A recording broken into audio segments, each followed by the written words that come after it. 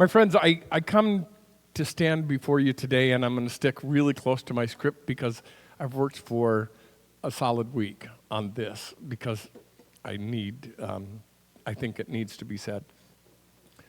So I stand before you today troubled and a bit scared and worried, and all of that because I see, because of what I see and I hear happening in our nation and in our world.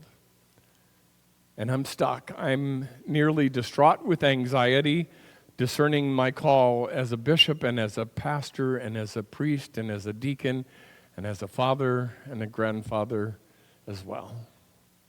What do I say? What do I say to you when I personally feel anxiety over these days with very deep and profound level? Because I find myself in direct opposition to the direction and the tone and the hateful rhetoric of our nation's leaders. What do I do as a bishop, as a shepherd of the church, as a leader who's responsible for the proclamation of the gospel throughout this diocese?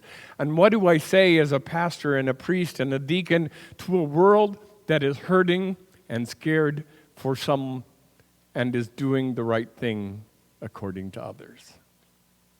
How does my prayer match my actions and my beliefs? I find a massive cognitive dissonance happening in my life, in my beliefs, and in the hurtful words that are being spoken and the actions that are being taken that jeopardize the very fabric of my faith. The message of Jesus the Christ, the Savior on whom and in whom I firmly believe, was always radical. And it was actually offensive as well. It was offensive to the people when he spoke it, and I believe it's still offensive to the world today. Who was Jesus' message so offensive to? It was offensive to wealthy, powerful pagans and ill-informed, misguided religious bigots who worshiped wealth and power and cultural and religious dominance. And today, that ill-informed and misguided religious perspective is named and called Christian nationalism. Christian nationalism, my friends, understands and believes that one can take the gospel and bend and twist it to fit a very narrow and very uncritical and uninformed understanding of the radical Christian message of Jesus. Generally, religious scholars and sociologists and others who study Christian nationalism describe it as a belief that the United States is a country that's defined by Christianity. In practice, what it means is that the government should take steps to keep the country's Christian roots and identity intact, that the government should activate Christian values and pass laws and enact policies that reflect those values, and that the separation of church and state is not a formal law that should be followed, and finally, that God's plan for the U.S. is to be a successful nation based on Christian ideals. I want you to know, my friends, that the Old Catholic Communion and the Holy Cross Old Catholic Diocese of the Midwest, of which I am the bishop, stand in direct opposition to the Christian nationalism movement. I have publicly signed, as well as have my fellow bishops, along with many other religious leaders and bishops from all Christian denominations, to the tune of 40,000 of us, have signed a document that's entitled The Statement of Christians Against Christian Nationalism. A link to that document you'll find on our website in the coming days for your perusal if you want to see it. You see, my friends, the message of Jesus was and is radical, and the most radical is his command to love our enemies. No other faith tradition that I'm aware of holds that one command, to love our enemies. Christianity does, and it is one of the biggest and hardest pills for us to swallow. Following directly from that command to love our enemies, what has come to fruition over the years is Catholic social teaching. You may have picked up the article on the table. If you do, you have it in front of you. If not, I'd like to ask you to stick that up on the screen for us if you can. There's 7 principles of Catholic social teaching. If you have it in your hand or if Tom gets a chance to put it up, these are the principles. The principles say all people are sacred and have inherent dignity, regardless of their race, their age, their disability, or their poverty. The second one is that all people are social beings, and their dignity and their rights are most fully realized in community. Third is that all people have the right to life, to food, to shelter, to health care, to education, and they have the responsibility to work for the common good and respect the rights of others. The fourth is that the needs of the poor and the vulnerable should be considered first. Fifth is that workers have the right to fair wages, productive work, and to join unions. Sixth is that all people are stewards of the earth and of each other. And finally, that all people should work together to achieve the common good, especially for the poor and the vulnerable. These principles are based on the belief that human life is sacred and that the dignity of the human person is at the very foundation of our society. Those, my friends, are principles, and those principles are not partisan. Those principles are biblical. The Bishop of Rome, the see of greatest responsibility, has found it so important that since 1891, 10 encyclicals have been written and teaching those promulgated principles. As we gather here and worship today, there are numerous attempts and many outright assaults being directed against those principles of our social teachings and against the very people of God. What happens as a bishop and as a priest and deacon and pastor and father and grandfather is that I cannot remain silent. And I believe none of us can remain silent. Silence, my friends, is complicit approval, and silence is complicit support.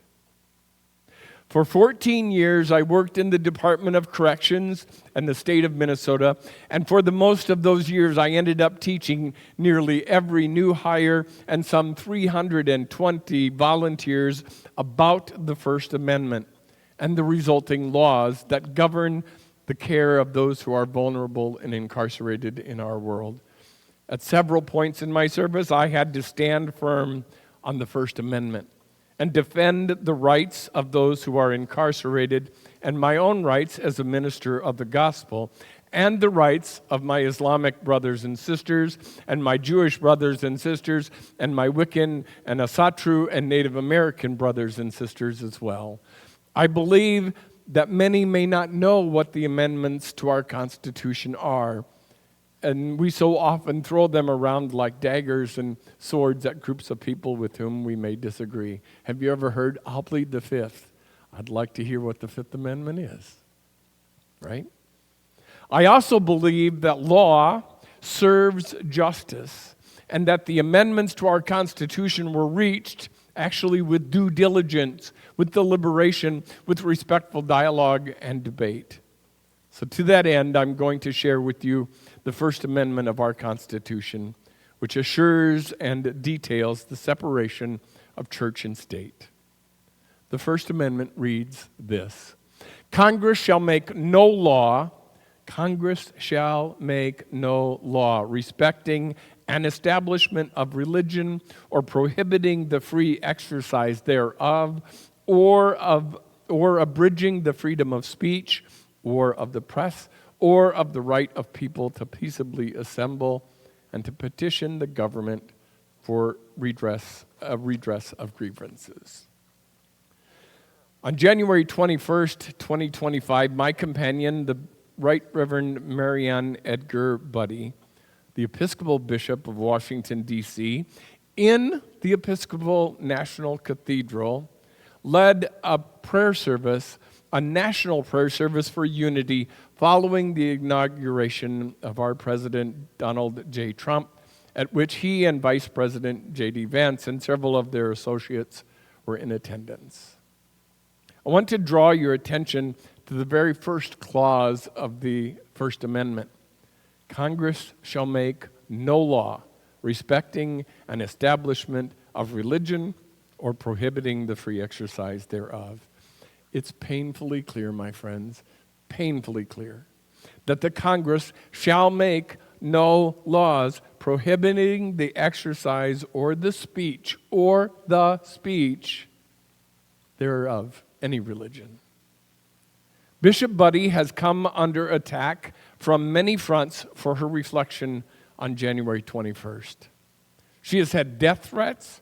She has had physical violence threatened to be against her, and the very own Congress, the House of Representatives, has introduced a resolution against her. I'd like to share with you the very final 2 minutes of the conclusion of Bishop Budde's remarks from her homily at that prayer service. If you'd give me that second, the final two minutes. Let me make one final plea, Mr. President. Millions have put their trust in you. And as you told the nation yesterday, you have felt the providential hand of a loving God. In the name of our God, I ask you to have mercy upon the people in our country who are scared now. There are gay, lesbian, and transgender children in Democratic, Republican, and independent families, some who fear for their lives. And the people who pick our crops and clean our office buildings, who labor in poultry farms and meat packing plants, who wash the dishes after we eat in restaurants and work the night shifts in hospitals, they may not be citizens or have the proper documentation, but the vast majority of immigrants are not criminals. They pay taxes and are good neighbors. They are faithful members of our churches and mosques, synagogues, wadara, and temples. I ask you to have mercy, Mr. President, on those in our communities whose children fear that their parents will be taken away, and that you help those who are fleeing war zones and persecution in their own lands to find compassion and welcome here. Our God teaches us that we are to be merciful to the stranger, for we were all once strangers in this land. May God grant us the strength and courage to honor the dignity of every human being, to speak the truth to one another in love, and walk humbly with each other and our God for the good of all people in this nation and the world. Amen.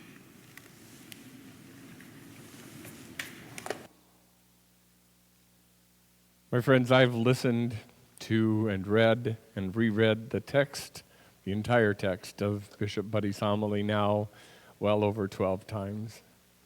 In my opinion, it's absolutely biblical. It's aligned with every bit of Catholic social teaching, and it does exactly what I believe the church is called to do, exactly what Jesus proclaimed just 2 weeks ago when Reverend Corinne so bravely preached as well.